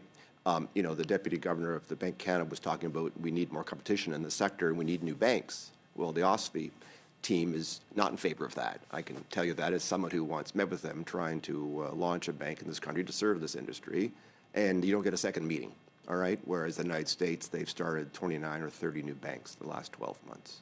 Much more entrepreneurial there, I think, in that sector, and of course you get more competition. So BDC sits there now for 50, 60, 75 years. If our industry and our country need more competition, that is a very obvious way to get it, right? We privatized Canada, we privatized CN, we privatized Air Canada, we privatized so many, de Havilland, other firms. It just never got privatized in 1990-91, and I was working on the Hill at the time because of recession, right? Well, we're overdue for that. Governments and conservative and liberal governments have created and then continued to fund taxpayer-supported venture capital strategies, which are maybe less visible to the actual entrepreneurs, but they're on the receiving end of funds from those strategies. And this is a question for anyone on the panel, really. What are your views on continuing those kinds of investments through federally and sometimes provincially funded venture capital funds? Look, the $3 billion that BDC has in our sector of its $50 billion, those are government investors. Those are government employees making risk decisions, and that money could be put better to doubling the size of Vicky. I think that there's no question that in 2009, $1.6 billion went into our innovation economy from venture capitalists. It was $7 billion last year. Like, that's a huge change, and VCAP and then Vicky followed in that period. So it's working. Let's just do more of that. And the fact that the government is the largest VC in the country is good or bad, depending upon your point of view, but it isn't working, and we should try something different. Well, maybe to add to that, I would say that in other innovation economies, they're doing really well when the operators have skin in the game. It makes a big difference. So, for example, if you're running a venture capital firm, to Mark's point, and you raised $100 million of private capital, and the government said, if other investors have trusted you with $100 million of capital and your own money too, by the way, we should double that, right? So those types of programs mean you get professional investors making venture decisions. The second proposal we had that we think would unleash a huge amount of investment opportunity, because bear in mind, the challenge with early stage venture is that many things don't work out. And what you're trying to do is create the conditions to develop outliers. We talk about Shopify here in Ottawa as an example. That one outlier generates probably hundreds of millions of income tax revenue each year for Canada because it was an outlier, but many small businesses don't succeed. So if we said, for example, you have up to X dollars a year that any Canadian could invest either directly or through a fund, and as Mark said, in a flow-through manner, where you could write it off immediately and then pay a capital gain if it works in the future, you could unleash a huge amount of private capital into the earliest, highest risk phase of the cycle. And the reason we haven't done what the U.S. does is because you need a virtuous cycle of wins to get people to take more risk. If you have a huge win and you make a lot of money, you're more willing to take part of those gains and invest them at the earliest risk stage of the business, right? So those are the things we would talk about. Unleashing, the Canadians and levering up more venture capitalists, because I would bet that if you look at the return rates of a firm like ours versus BDC, they're considerably higher. In your study, The Future at Risk, you refer to the lower amounts of raises that are done by Canadian entrepreneurs. Is that related to this phenomenon? And I've heard from Canadian ventures that the terms that they're offered in Canada are also inferior. So is this part of that this is just the pool is too small and that the number of successful bets is not high enough?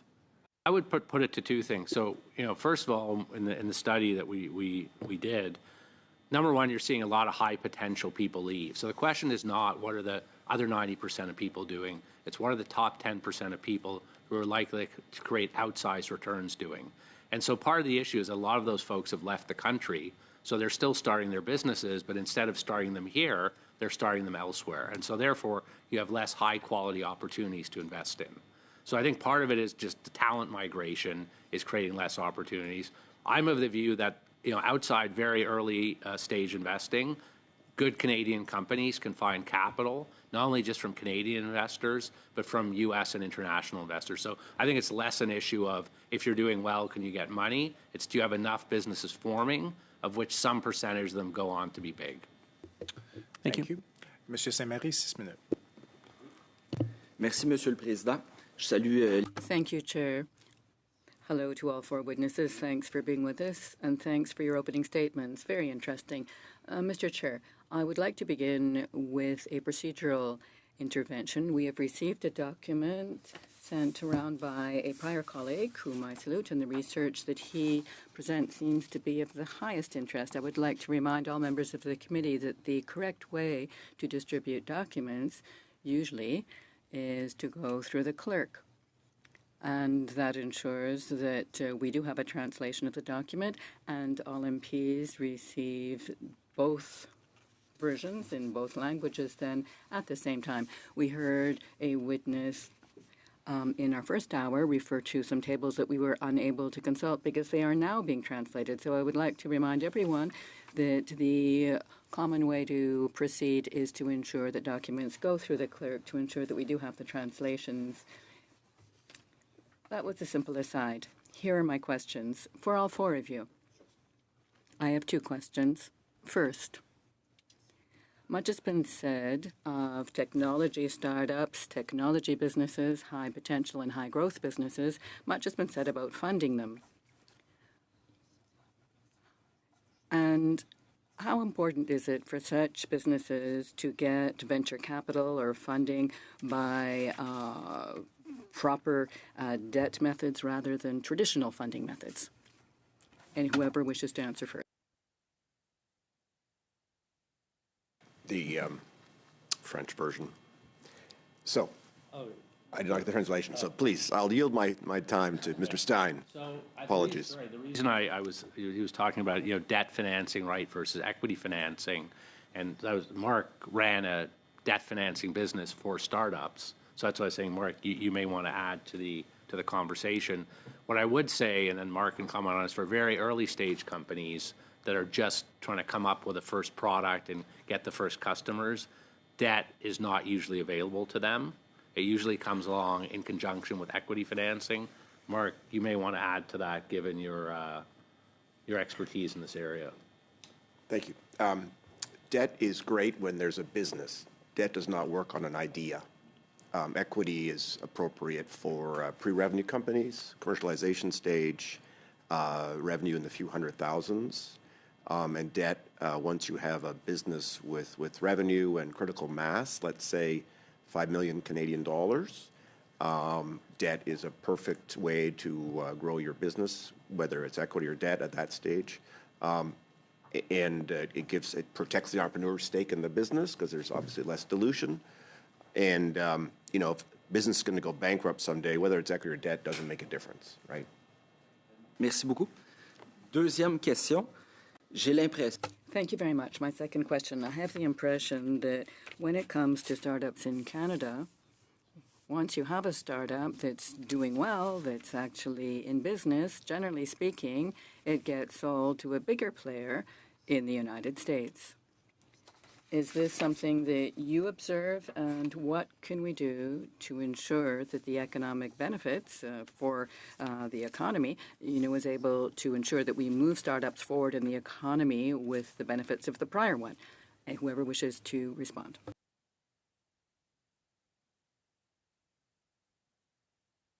It's a cultural thing, I will say, after some decades of observing the very phenomenon you're talking about. The American entrepreneur is celebrated, and there is incentive, I think, through that celebration to remain in that role longer. A first-time entrepreneur a second and a third, obviously, is much better, more successful, and creates more wealth for investors and more jobs and so forth. Canada still, for some reason, is in infancy in that mentality.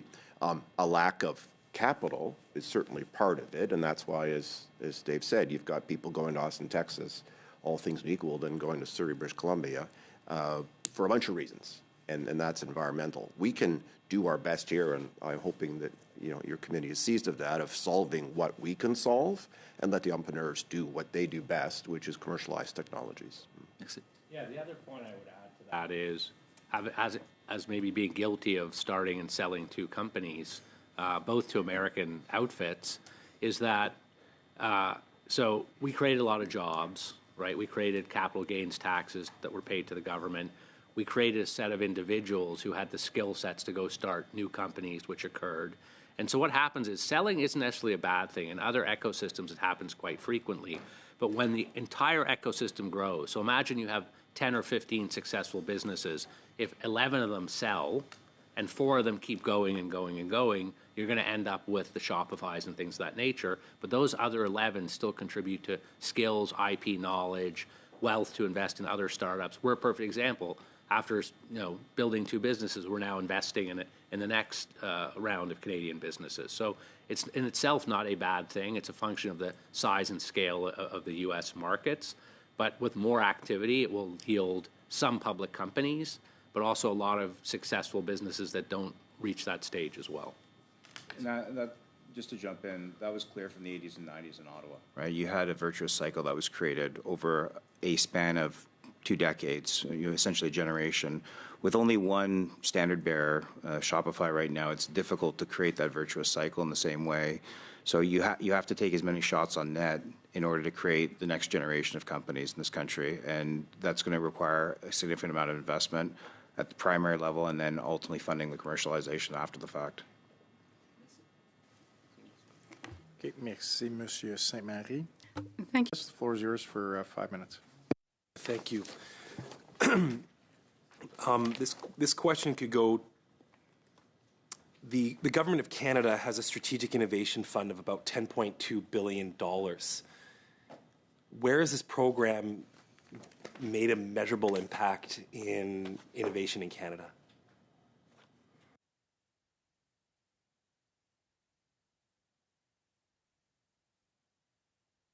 Allocations was to the EV project that didn't actually move forward, if I remember correctly. There's been companies that I work with that have received funding, or at least been earmarked to receive funding. It is a laborious process to ultimately get access to that capital. It takes years, and to a certain degree seems somewhat politically driven in terms of who actually gets the capital. So it's hard to say if there's been any tangible results as a result of that program.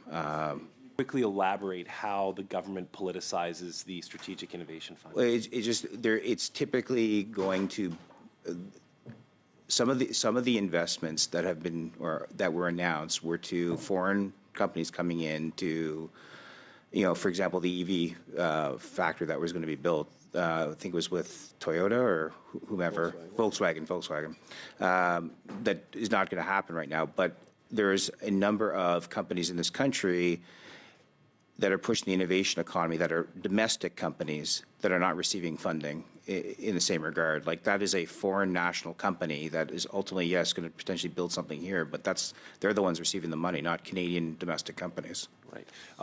Mr. Bain, would you agree that Canada requires a broad-based program review of its major expenditures, similar to what John Chrétien and Paul Martin commenced in 1993? Previous witnesses in the hour before outlined that we need to reduce government employees by 35%. That government, as it's written in this report, seems to have lost touch with its overall objectives. Can the status quo of the Government of Canada continue today the way it is? I would say no. I would say there needs to be a review in terms of how we want to prioritize the next 20 years, the next 40 years, in terms of how we look at our economy generally and where we want to ultimately spend the time and money and effort. We spent a number of years. If you look, the last 20 some odd years, we haven't focused, in my mind, on areas that could have helped advance the economy in a material way.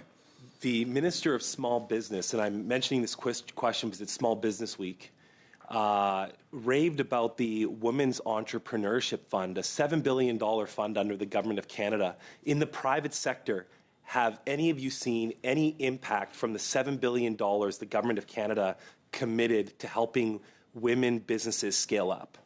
To answer that question, you have to define what does impact mean. As far as I know, we don't have any public companies yet. I don't know if any of these businesses have raised significant outsized capital. I don't know if any of these businesses have passed $100 million in annual recurring revenue, which is one of the benchmarks we look at. So I guess you'd have to look at, back to your first question, these things tie together, which is, my personal belief is I want to see a sustainable Canada. And when I talk about a sustainable Canada, it's not just about riding your bike or taking public transit. It's creating the wealth to sustain all the programs Canadians cherish. And so I think if the objective is to grow the pie so we have the funds to be able to live the way and continue to have the standard of living for all Canadians that we've appreciated, we should be looking at, do all the programs where government investments occur, if the objective is to increase productivity, grow the pie, and wealth creation, if that's the primary objective, then you have to look with a apolitical lens and say, is that happening, yes or no? If it's not happening, revisit it and try a different formula where the best and brightest get the capital to grow. Okay, well, it's safe to say right now that the Government of Canada has not undertaken that exercise, which is so problematic as we face the upcoming federal budget. In point 3 of the recommendations that you made, Mr. Stein, you talked about provide incentives for top-ranked graduates to stay in Canada. Now, we've elaborated on some of those incentives, possibly for businesses and startups, but what do you mean by young graduates, and what can we do better to support them? Point 3 under recommendation 3 specifically. So, that's a challenging problem to solve. Recently we had an intern working with us. Her brother graduated mechatronics at Waterloo, one of the top 10 graduates in the class. 8 of the 10 were going to the U.S., just as one anecdote.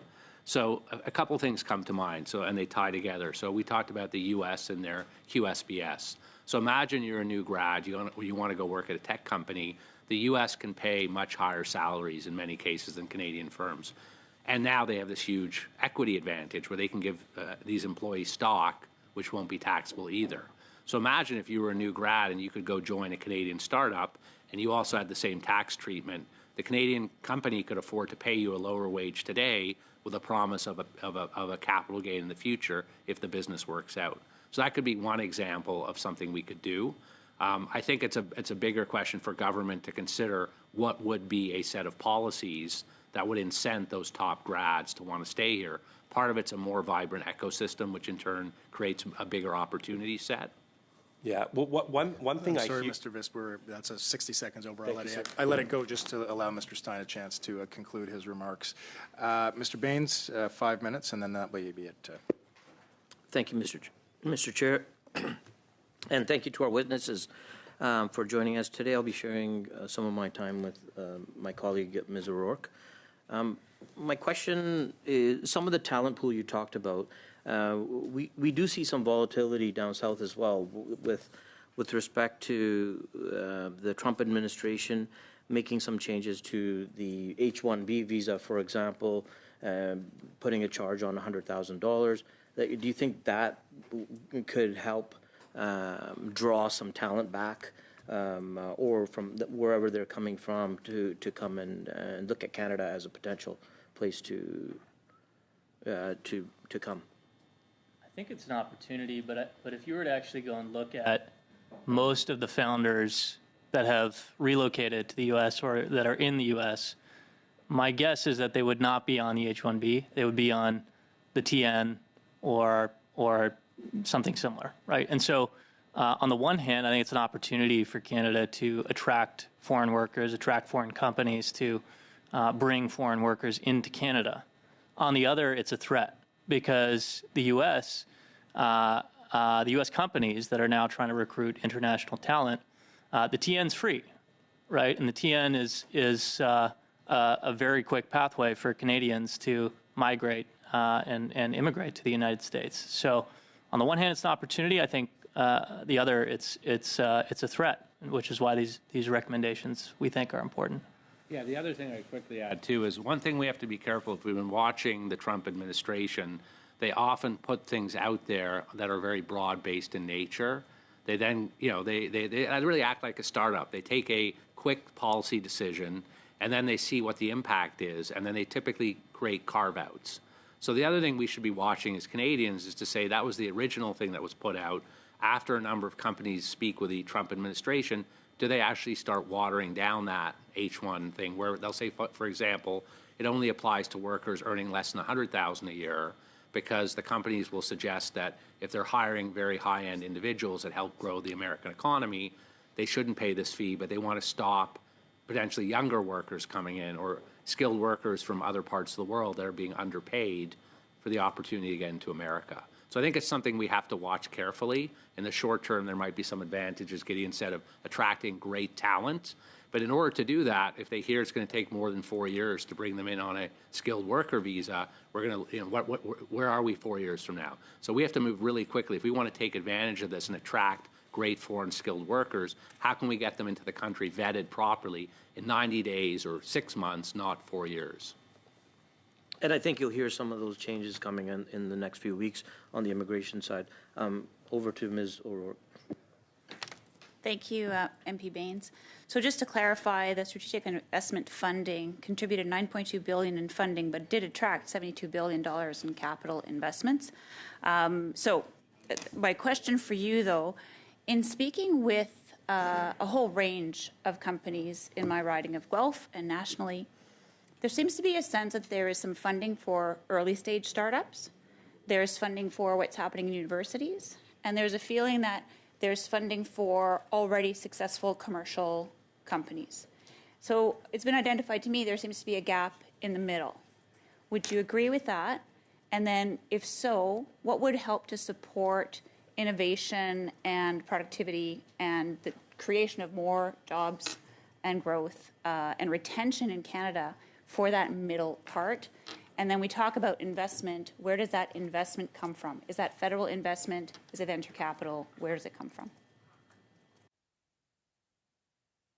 Do you mind clarify? Like, I don't know if in your riding people are saying it's a gap that they can get seed funding, but they can't get Series A funding, or they can get Series A but not B, or they can't get growth capital. I'm just curious when how they explain to you in terms, is it they're pre-revenue but they have a bit of money, or like where do they perceive the gap?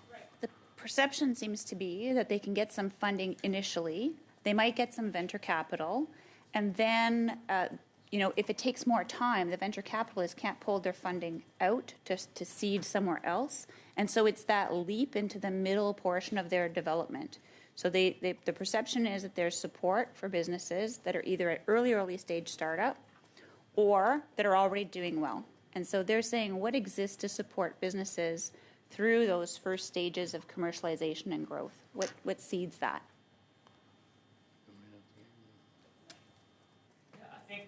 Listen, my perspective is if a company is doing incredibly well and they're seeing traction, they're seeing customers, they're seeing growth, there will be capital to fund those businesses, whether it's here or whether it's international investors, right? I think maybe what you're referring to is for the companies that maybe it's not as clear, right? They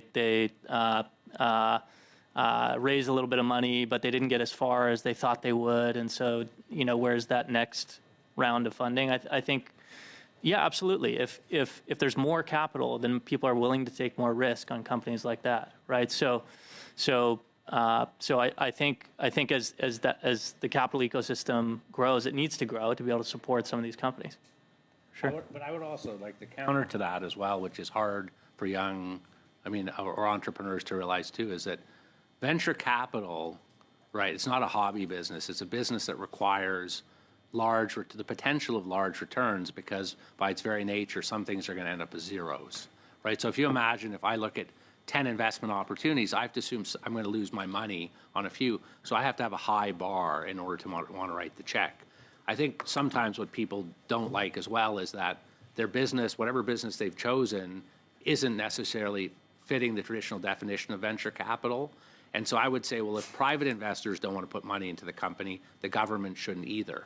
So I think sometimes an opportunity to say, if you tried something and you didn't get as far as you should and no one wants to fund you, maybe you should try something else. We have too many zombie companies. A lot of these programs support way too many people on life support who, quite frankly, should be shut down and working elsewhere. So I think it's, the adult conversation is maybe you should try something else. Not every business should be funded indefinitely. If no one wants to fund it, maybe there's a reason for that. And I would say lack of capital isn't the biggest reason. Okay. Thank you very much. Witnesses, thanks for making yourselves available to us. Appreciate the insight very much.